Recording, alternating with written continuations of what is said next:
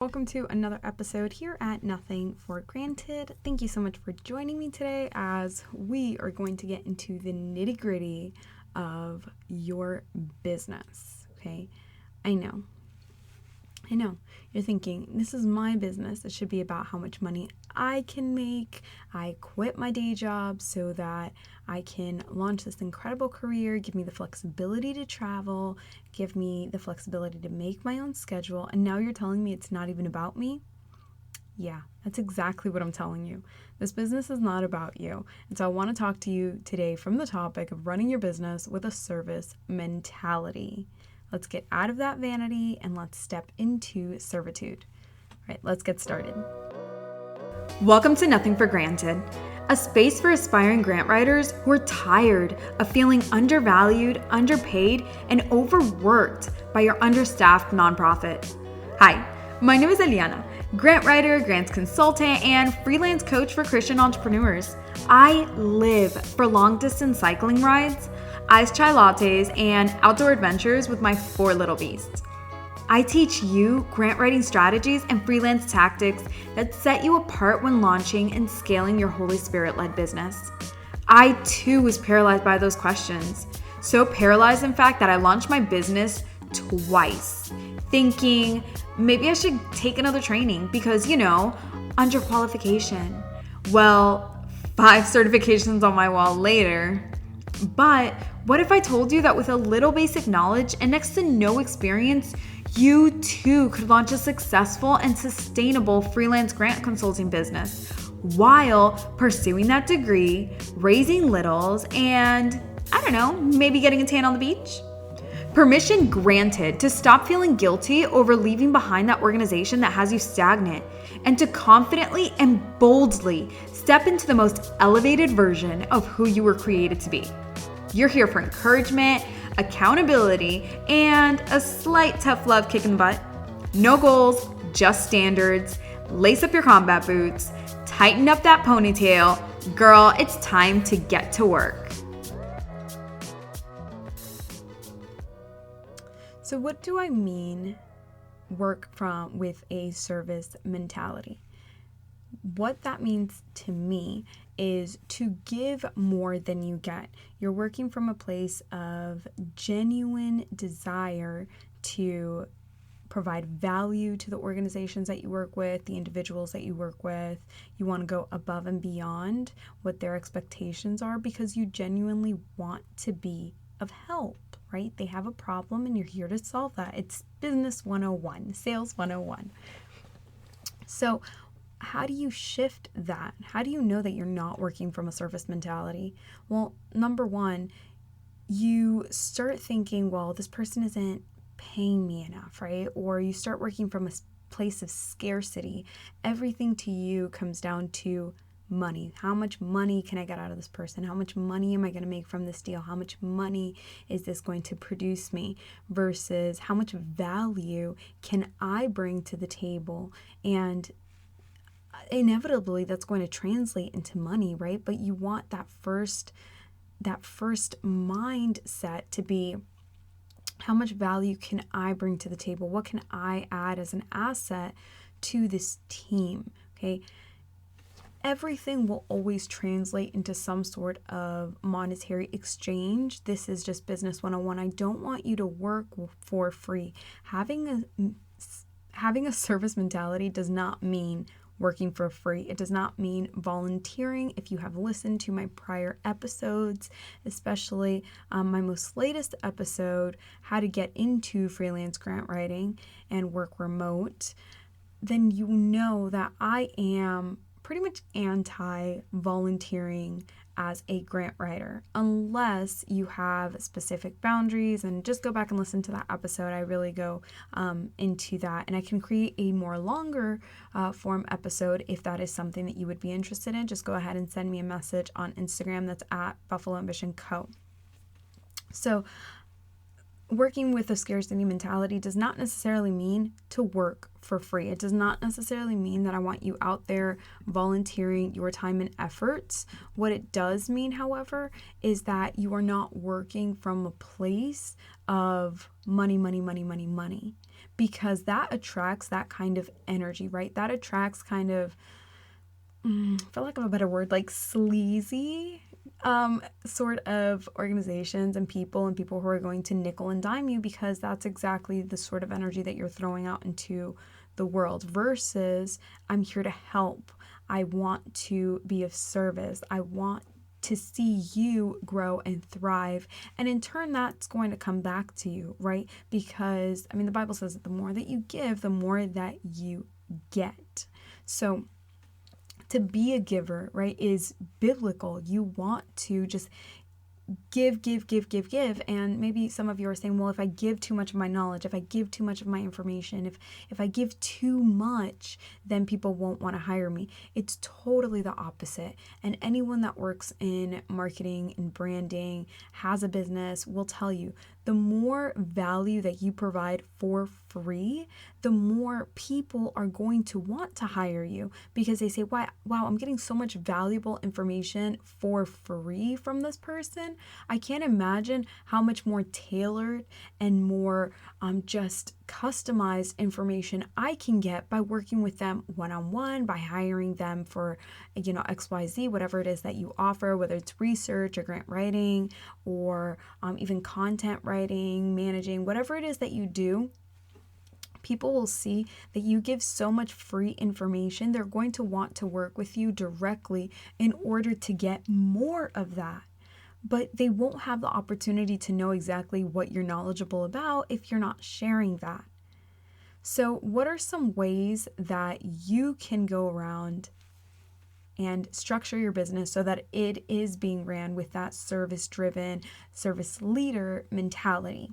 Well, for one thing, in your longer form content, such as blogging, podcasting, YouTubing, whatever that is, I want you to just really hone in on some areas that are pain points for your clients and try and give them as much information as you can in a way that's tangible for them, in a way that is comprehensive for them. Because again, the point is to help them. You want to help your avatar, you want to help your organization as much as possible so that, again, they want to work with you. So in your social media and longer form content, I want you to just try and give as much information as you can. Now, this does not mean be a dictionary. It does not mean that you even have to know it all. Remember, we just need to know 10% more than the person behind us, and people are willing to pay for that knowledge. So start where you are, share what you know, and again, this will translate into money. So another way that you can be of service to other people is to reach out to other people on forums, answer questions on forums, answer questions on Facebook. And again, this positions you as one, an expert, but it also shows people, I'm just here to help. I'm just your friendly neighborhood, knowledgeable grant writer who wants to help. Now, I did recently have a intake meeting with a potential client who said, yeah, I need grants for, this is my industry. Can you give me 10 grants off of the top of your head? What? Completely just what? Like, I was so dumbfounded, because how on earth would I know 10 grants off the top of my head for, whatever the industry is? No, that's ridiculous. No, I'm not saying to give out information like that or that you should know everything. Of course, in my social media pages, I do share upcoming grants that are great for creatives, that are great for stylists, cosmetologists.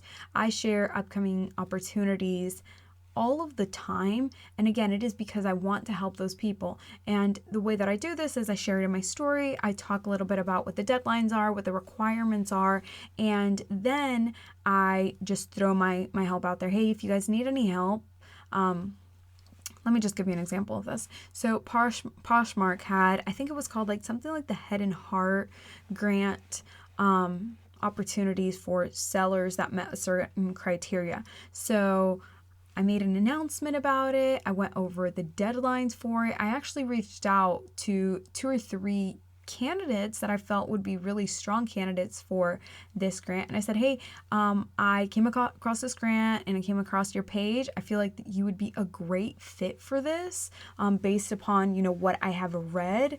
Here's the application link. If you would like any help with filling out that application, please, I hope that you think of me. Super duper easy, right?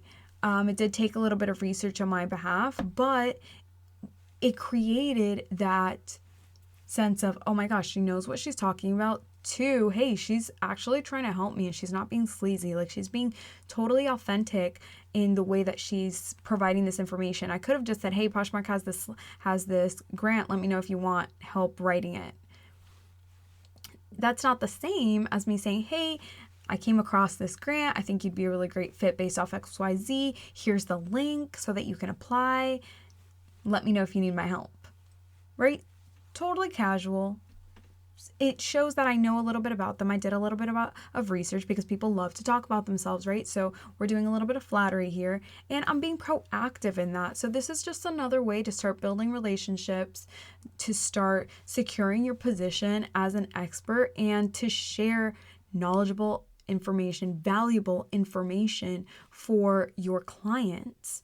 So again, I want you to really think that this business is not about you. You did not start this business for you. First and foremost, we started this business to make an impact in this world and to advance the kingdom, right? That is the number one goal. And so in everything that we do, we have to exemplify and amplify that. And who is a better service leader than Jesus, right? So in order for us to be more like him, we have to be really mindful of the way that we are coming across, the way that we are just marketing our business, the way that we speak to people, right? Yes, absolutely. You want to make money, and I'm not taking that away from you because I know that there are some of you out there that are still thinking, yeah, but then how will I make money? And I'm just going to go back to my prior statement that the more information that you give out, the more value that you give out, the more people are going to want to work with you specifically, right? Because they like you, they know you, they trust you, they know that you know your stuff.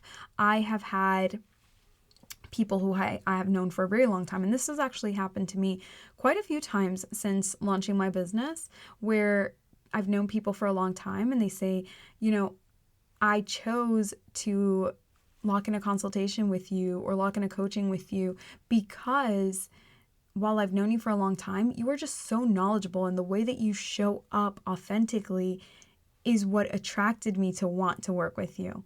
You're not out here just being salesy. You're not out here being sleazy. You genuinely want to be of help, and it shows.